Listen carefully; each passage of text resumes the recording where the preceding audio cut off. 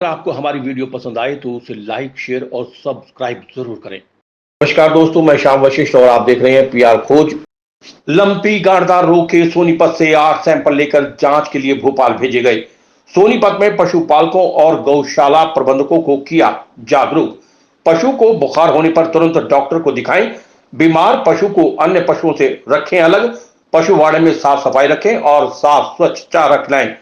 पशु जांच अधिकारी डॉक्टर गौरी चंद्रात्रे ने किया पशु चालकों को जागरूक। मक्खी, मच्छर और चीचड़ से फैलती है पशुओं में बीमारियां। दूषित पानी, दूषित चारा और रोग से बाधित पशु के कारण फैलती है बीमारी। पशु की त्वचा पर अगर गांठें दिखाई दें तो उसे दूसरे पशुओं से रखें दूर। पशुपालन विभाग के पशु रोग जांच अधिकारी डॉक्टर गौरी चंद्रात्रे ने बताया कि पशुओं की बीमारी लंपी गांठदार त्वचा रोग के बचाव और नियंत्रण के लिए हरियाणा पशु विज्ञान केंद्र द्वारा पशुपालन विभाग के उप निदेशक कार्यालय स्थित ट्रेनिंग रूम में जागरूकता कार्यक्रम का आयोजन किया गया। डॉक्टर गौरी चंद्रात्रे ने बताया कि इस जागरूकता कार्यक्रम में गौशालाओं के प्रतिनिधियों और किसानों को आमंत्रित किया गया। कार्यक्रम में विशेषज्ञों द्वारा लंपी गांठदार त्वचा रोग के प्रचार और बचाव के बारे में एक पशुपालन विभाग द्वारा चलाई जा रही योजनाओं के बारे में जागरूक किया गया। डॉक्टर गौरी चंद्रात्रे, डॉक्टर जय भगवान, डॉक्टर जगदीश कुमार ने बताया कि लंपी गांठदार रोग के सोनीपत से 8 सैंपल लेकर जांच के लिए भोपाल भेजे हैं ताकि रोग है या नहीं इसकी पुष्टि हो सके। मेरा नाम है डॉक्टर गौरी चंद्रात्रे। मैं पशु रोग जांच अधिकारी हूँ और जो हरियाणा पशु विज्ञान केंद्र सोनीपत है यहाँ की मैं इंचार्ज हूँ। तो आज हमने ये जो बीमारी चल रही है हरियाणा में भी आई हुई है, राजस्थान में भी है, जिसका नाम है लंपी स्किन डिसीज या पशुओं में गांठदार त्वचा रोग, इसके बारे में गौशाला प्रबंधक और किसानों को जागरूक करने के हेतु आज हमने जागरूकता अभियान आयोजित किया था। तो इसमें हमने इस बीमारी के बारे में काफ़ी डिटेल में जानकारी दी है, जैसे कि ये बीमारी इसके कारण होती है। ये बीमारी एक विषाणु के कारण होती है जो कि कैप्री पॉक्स नाम से या लंपी स्किन डिसीज वायरस के नाम से भी जानी जाती है। और ये बीमारी जो फैलती है वो सबसे ज़्यादा ज़रूरी है, ये फैलती है मक्खी, मच्छर, चीचड़ और जूओं की वजह से फैलती है। इसके अलावा ये दूषित पानी, दूषित चारा, दूषित खाना या जो पशु बाधित है उसके थ्रू फैलती है। ये फैलाव जो है ये बहुत ज़्यादा ज़रूरी है क्योंकि फैलाव की वजह से ही ये बीमारी घर घर में पहुंच रही है। अभी तक इसके जो लक्षण आए हुए हैं इस बीमारी के वो है पशुओं में तेज बुखार, उससे लार टपकना और नाक से और आंखों में से पानी आना, और सबसे ज़रूरी जो है ये त्वचा के ऊपर ये गांठ बनाता है। त्वचा जैसे कि गर्दन, पीठ, पूरे शरीर के ऊपर छोटी छोटी गांठें बना देता है। इसकी वजह से पशु बहुत ज़्यादा कमज़ोर हो जाता है। लेकिन इसमें हमें डरना नहीं है, हमें सोच समझ के काम लेना है क्योंकि इसका जो फैलाव है जो है मच्छर और मक्खियाँ, चिचड़ों, जिसका हम अच्छी तरीके से नियंत्रण कर सकते हैं। कैसे करेंगे इसका नियंत्रण? जो कि हम पशु के बाड़े में और गौशालाओं में हमें साफ सफाई रखनी है। साफ सफाई रखनी है इसका मतलब हर दिन हमें वहाँ पे जो डिसइंफेक्टेंट है जैसे कि 1% फॉर्मेलिन है या 2 to 3% सोडियम हाइपोक्लोराइड का सॉल्यूशन मिलता है, उससे पशु का बाड़ा हमें हर दिन साफ रखना है। कीटनाशक का प्रबंधन करना है।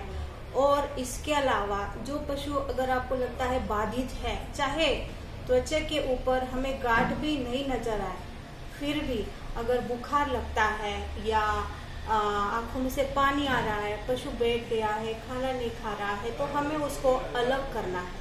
स्वस्थ पशुओं से उसको हमें अलग रखना है। उसके साथ साथ आप उसके लिए जो भी पानी देंगे, जिसमें देंगे, खाना देंगे, वो सारी चीज़ें आपको अलग रखनी है ताकि इस विषाणु का फैलाव दूसरे पशुओं में ना हो और बाकी पशु बाधित ना हो।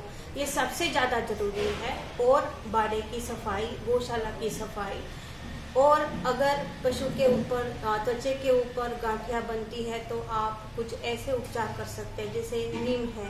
आप 1 लीटर पानी उबाल लीजिए, उसके अंदर नीम के पत्ते डालिए फ्रेश, नीम के पत्ते डालिए, उसको उबालिए और एक लाल दवाई मिलती है वो भी आप डाल सकते हो।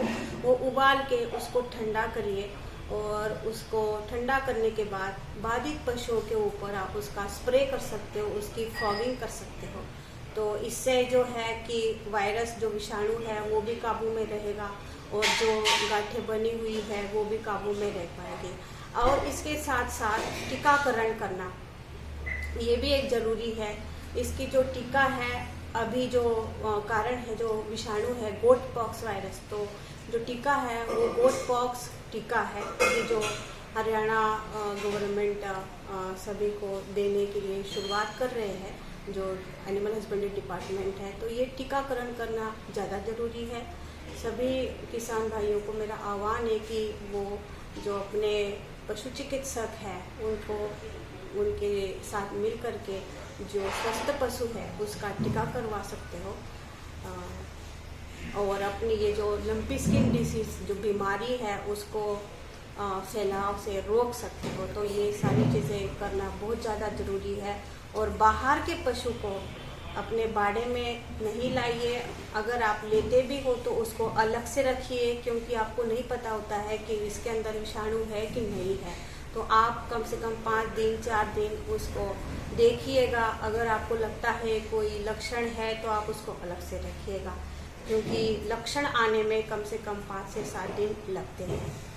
बीमारी से अपने पशुओं को बचा सकते हो। तो मैं आह्वान करती हूँ कि सारे किसान भाई अपने पशु के बाड़े की साफ सफाई रखिएगा और जो मच्छर है, मक्खियाँ है, चिचड़े हैं, उनका अच्छी तरीके से नियंत्रण करिएगा। Doctor Jagdish Kumar ji. Mobile veterinary unit में मेरी पोस्टिंग है यहाँ पे। तो हम अभी जैसे कि हरियाणा के कई जिलों में ये रोग फैला हुआ है, हमने सोनीपत में जांच की तो हमें ऐसे कोई लक्षण मिले नहीं कि हम ये कह सकें कि सोनीपत में बीमारी फैली हुई है। फिर भी जिन पशुओं में हमें लगा कि ये बीमारी के लक्षण आ सकते हैं या हैं, उनके सैंपल लेके हमने 8 सैंपल लिए हुए हैं और वो भोपाल लैब में भेजे हुए हैं पुष्टि के लिए। उनकी पुष्टि आने के बाद ही कंफर्म हो पाएगा कि LSD है या नहीं।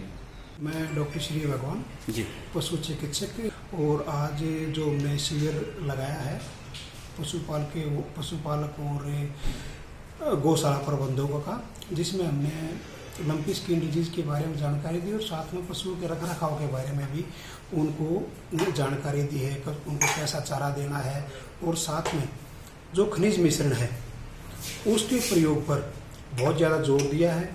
आप ये जो पशुओं को स्वस्थ भी रखता है और अगर रेगुलर ये खिलाएंगे तो बीमारी से लड़ने की उसके अंदर प्रतिरोधक आ जाती है, जिसके कारण पशु कम बीमार होंगे, समय पर नए दूध होंगे और दूध भी अच्छा देंगे। और सबको एडवाइस किया है कि कम से कम खनिज मिश्रण पशुओं को रोज 50 ग्राम जरूर खिलाओ। PR खोज के लिए रणबीर रोहिला के साथ श्याम वशिष्ठ।